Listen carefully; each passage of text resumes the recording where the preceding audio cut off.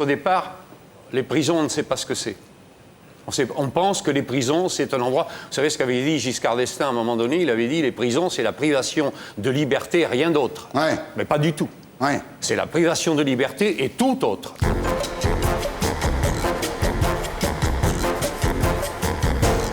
Alors on savait que certains hommes politiques, que certains partis politiques rackettaient les entreprises. Mais ce que vous racontez dans votre livre intitulé « Il ne me reste que l'honneur » aux éditions privées, c'est que certains hommes politiques ou certains partis politiques rackettaient directement les banques. Tout à fait. Quand des hold-up finançaient la politique, c'est le sous-titre de votre livre. Alors on va voir votre vie, on va voir comment vous êtes arrivé à faire ça. Et surtout, on va apprendre quelque chose, je pense, ce soir. Je pense. Ouais. Alors au départ, vous êtes un petit chef d'entreprise actif et laborieux. Vous avez quelques employés dont vous avez du mal à payer les salaires. Oui. Et à l'âge de 35 ans, vous voyez s'écrouler 10 ans de travail. Tout à fait. Alors un jour, vous convoquez vos employés pour leur annoncer leur licenciement. Mais devant leur révolte, et puis devant le mal que ça vous fait aussi, vous décidez de ne pas aller jusqu'au bout et vous déchirez leur lettre de licenciement. D'abord, il y a une chose, c'est que j'ai une de mes assistantes, ma secrétaire, qui a un petit bébé, qui n'a pas de père, qui a un petit bébé, son petit bébé est malade. Et si elle ne soigne pas son petit bébé, c'est ce qu'elle est en train de me dire, elle risque de l'amener à l'hôpital avec énormément de problèmes. Ouais. Et elle me dit, Jean-Claude, si tu ne peux pas me payer, ça va être terrible pour moi, il faut absolument que tu me payes. Alors ça, vous recevez ça en plein cœur comme un poignard et c'est difficile de le sortir après. Et puis, en même temps de là, je vois un homme qui a dans les 55 ans. Et cet homme-là est en train de me dire « Mais enfin, tu vas quand même pas abandonner notre entreprise. Ça fait des années. Moi, je suis à l'âge de la retraite bientôt. Si jamais tu abandonnes notre boîte, ouais. je suis foutu, quoi. Ouais. Alors, il faut absolument que tu tiennes. Tu te démerdes comme tu veux, mais il faut que tu tiennes. » Alors, dans la folie, dans l'inconscience, j'ai dit « Je vais tenir. Ouais. » Et j'ai tenu. Alors, pour continuer à faire tourner votre entreprise, vous devez trouver de l'argent et vous décidez de braquer votre propre banque. Faut être fou. Faut être fou. Faut être Il y a fou. une certaine logique en même temps. Oui. Enfin. Faut être fou, mais j'étais fou. Ouais. J'étais fou, j'étais complètement allumé dans ma façon d'être. Je voulais toujours essayer de faire le meilleur et je me suis rendu compte qu'à un moment donné, j'allais au pire. Mais alors, comment ça se passe? Vous avez un revolver factice? Un revolver factice, avec ma propre bagnole, je suis allé braquer ma propre banque. Mais qu'est-ce qu'ils ont dit quand ils vous ont vu arriver, les mecs qui vous connaissaient? Ils ont vu arriver les pieds nickelés. Ouais. Mais ils vous ont reconnu tout de suite, vous n'étiez pas masqué? Oui, non, mais ils se sont dit, il a tourné barjot, quoi. Il a complètement tourné barjot dans sa vie. Le directeur de banque s'est demandé, mais qu'est-ce qui se passe? Qu'est-ce qu'il y a? Mais quand vous avez un revolver factice, vous ne savez pas qu'il est factice. S'il est bien fait, vous ne le savez pas. Et la personne que vous braquez en face de vous, elle a la même peur. Ouais. Elle a les mêmes émotions. Elle tremble de la même façon que si vous aviez un vrai flingue. Mais ces gens-là, vous les côtoyez au moins une fois par semaine, donc d'un seul coup, vous leur faites peur, vous les humiliez, vous les braquez.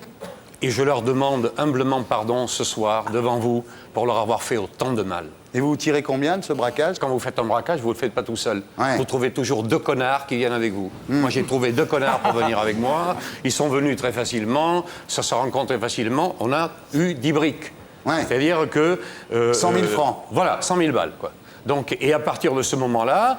Alors, une fois que vous avez partagé avec les 2 autres, il vous reste quoi? De quoi payer un mois de salaire à vos employés, c'est ça? De quoi payer un mois de salaire à mes employés. Ouais. Voilà. Et à partir de ce moment-là, je me dis, demain, je vais aller en braquer une autre. Ouais. Parce qu'il faut absolument que je paye ces 3 mois de salaire. Et vous n'y allez pas, vous prenez 8 ans? Et c'est-à-dire qu'il a été très facile de me prendre, puisque j'avais à ce moment-là, mon bureau, il était au 72 Champs-Élysées, et les flics sont venus, ils m'ont regardé, ils m'ont dit « C'est toi Jean-Claude Dague ?» J'ai dit « Oui, pourquoi ?» Il me dit « T'as braqué ta banque ?» Je lui ai dit « Oui. » Pourquoi? Il me dit eh ben, on va te mettre les bracelets. Hein, Ah bon, pourquoi? Eh ben, il me dit parce que tu as braqué ta banque et aujourd'hui tu es devenu un criminel. Ah bon? Et un criminel, on me met les bracelets. Vous vous retrouvez en prison? Et je me retrouve en prison. Et là, je me rends compte, au fur et à mesure des années qui passent, la déshumanisation d'un homme qui est mis en prison.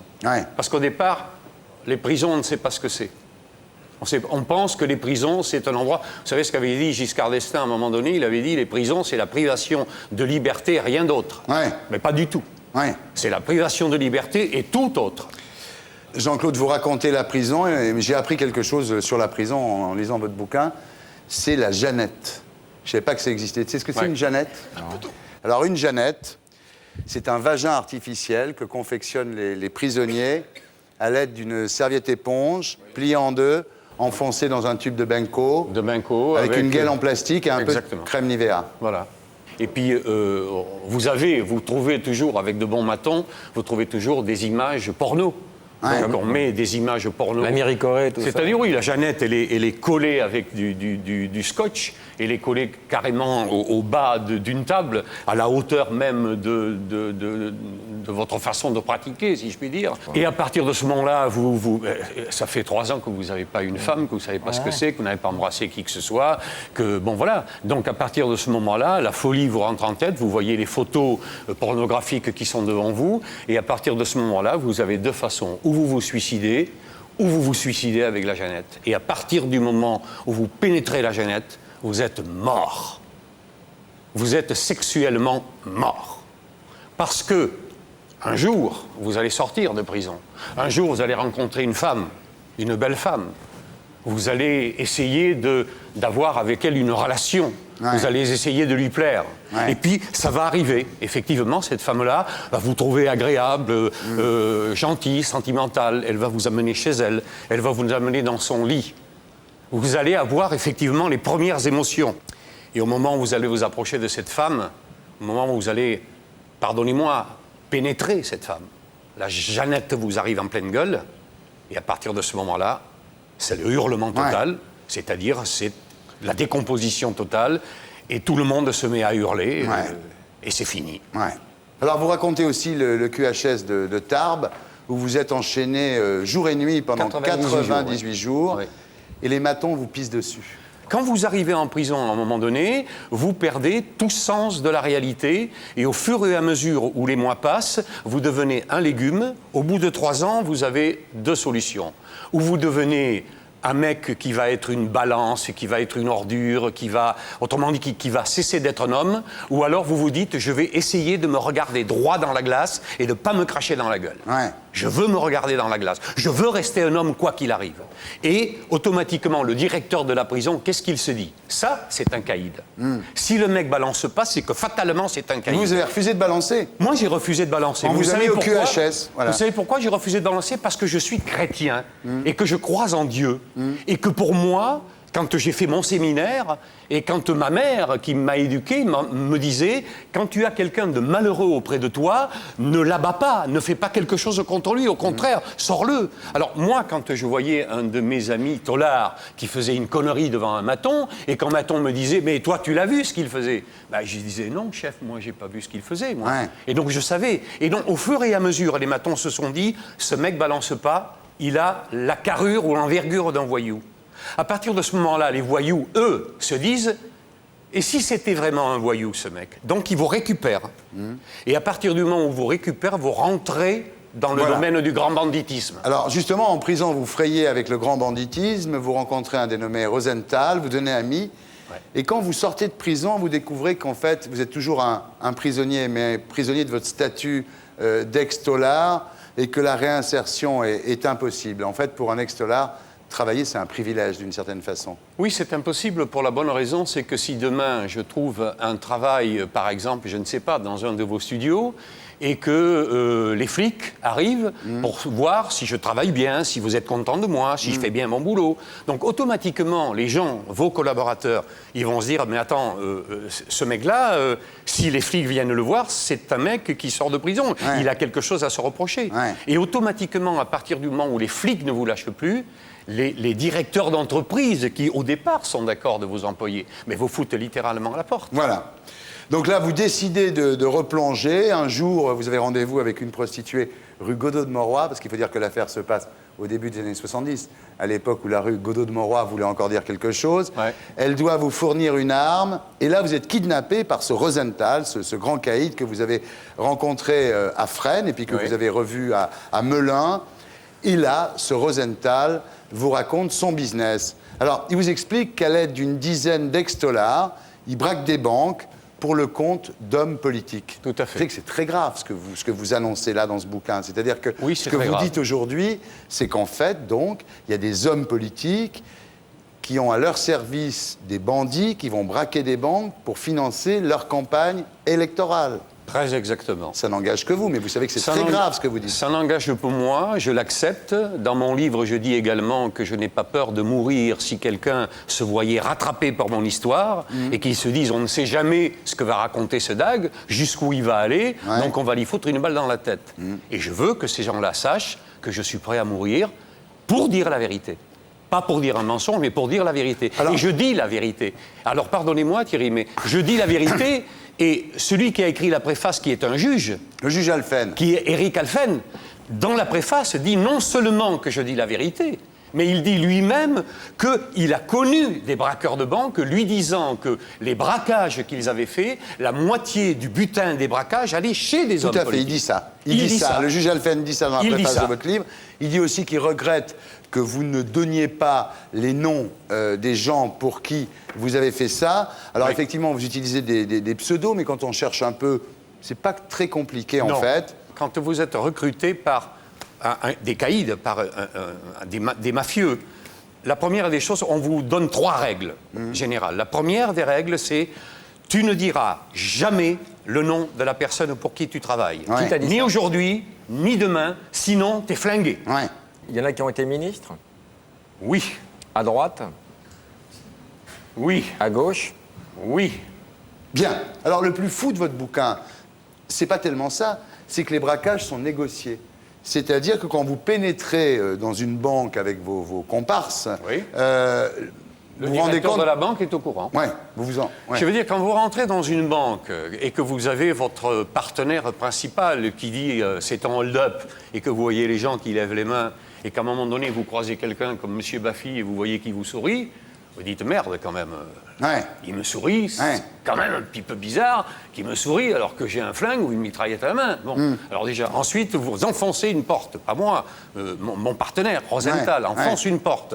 Là vous voyez quelqu'un qui se lève doucement, c'est le directeur de la banque, ou tout au moins le co-directeur, ou tout au moins l'un des responsables. Et lui il se lève aussi, et à ce moment-là il vous fait comme ça. C'est par là. Alors c'est par là, vous y allez. Vous y allez. Mais ce qu'il faut savoir, c'est que le sang ne coule jamais. Le sang ne coule pas. C'est ce qu'on appelle des braquages à l'amiable, quoi. Les braquages à l'amiable, des braquages qui ont été complètement négociés avec certains directeurs ou sous-directeurs de banque ou autres, et avec les pouvoirs mafieux et les pouvoirs politiques. Alors les banques sont remboursées automatiquement par les assurances. Oui, bien sûr. Donc il n'y a pas de souci, en fait. Il n'y a pas de souci. Alors, ce que vous dites dans votre bouquin, c'est que les gens qui ont accepté ça, c'est-à-dire les banques qui ont accepté ça, les patrons de banques qui ont accepté ça, évidemment, étaient récompensés quand les hommes politiques en question arrivaient au pouvoir, en fait. Je ne peux pas imaginer que ces directeurs ou sous-directeurs de banque soient assez cons pour ne pas demander quelque chose derrière. Un petit avancement. Un avancement, un arrangement. Enfin, quelque chose qui puisse leur permettre de ne pas rester le petit directeur de banque lambda, alors que il serait mieux qu'il rentre dans un parti politique. Alors, vous dites qu'il y a des équipes comme ça, en fait, qui opéraient à l'époque dans toute la France. Vous n'étiez qu'une des équipes. Il y en avait au moins 5 ou 6 en France. Vous savez, moi, ce que je peux dire, c'est qu'il y avait, en tous les cas, l'équipe de Mémé Guérini, qui était à Marseille, dont tout le monde connaissait l'équipe de Mémé Guérini, avec... Bon, vous alliez à ce moment-là à Lyon, vous aviez Momo le Lyonnais. Momo le Lyonnais, il était archi connu, Momo le Lyonnais. Et vous parlez de Spaggiari aussi. Oui, alors je parle de Spaggiari, mais aussi il y a des gens comme par exemple, ça tout le monde l'a su, c'est-à-dire ce qu'on appelait les frères Z, les frères Zemmour.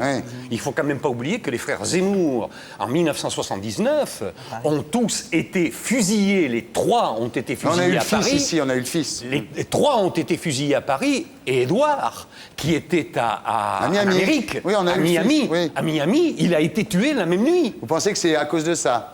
Fatalement. C'est-à-dire qu'à un moment donné, un homme politique, c'est le grand problème d'un homme politique. Quand il est arrivé très haut, il se prend pour Dieu. Et à partir du moment où il se prend pour Dieu, Pas tous, fort heureusement, mais certains. À partir de ce moment-là, eh bien, les hommes politiques, tout le monde était d'accord avec tout le monde pour que ça se passe très bien. Tu crois que Besancenot, il braque des petites vieilles, toi? Quand il leur apporte le courrier, peut-être. Les mandats. Peut-être la qu'il garde des retraite, mandats, Besancenot. À vérifier. Oui, à le voir, je pense pas. C'est incroyable cette Il a histoire. l'air- Vous croyez que le slogan du Crédit Lyonnais, le pouvoir de dire oui, ça vient de là? C'est peut-être une très bonne chose. Très bonne chose. Il ne me reste que l'honneur, Jean-Claude Tag. C'est publié aux éditions privées, mesdames, messieurs.